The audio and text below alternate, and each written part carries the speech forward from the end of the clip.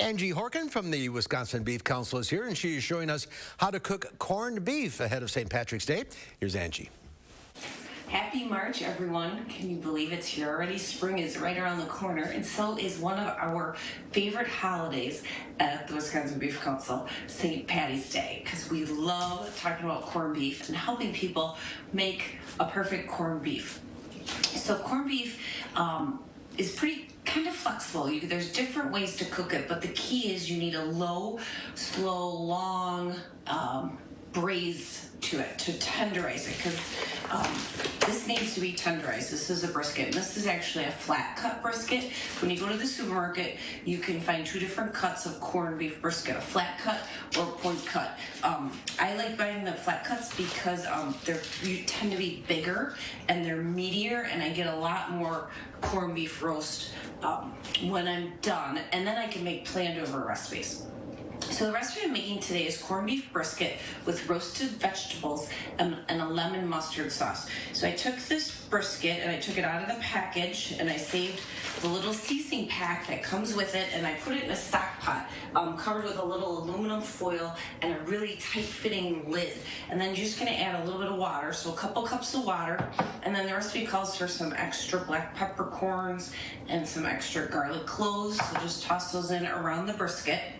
And then you're going to bake this at 350 degrees for about 3 to 3.5 hours. Now, you could also do this same recipe on the stove top, and you just want to simmer it, so a nice low simmer in your stock pot with a tight fitting lid for about that same amount of time.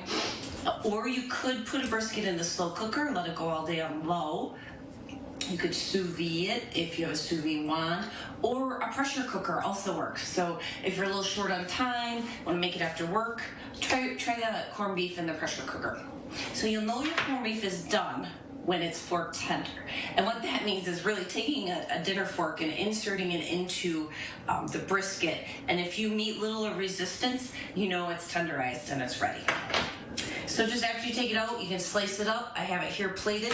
Now this recipe, you do the vegetables on the side. A lot of corned beef and traditional cabbage recipes, you do it all together. But this one, I roasted the vegetables on a jelly roll pan. So I just have some cabbage, parsnips, and some carrots, and I drizzled them with extra virgin olive oil, a little salt and pepper, covered them with foil, and I put them in the oven during the last hour of my corned beef bake time.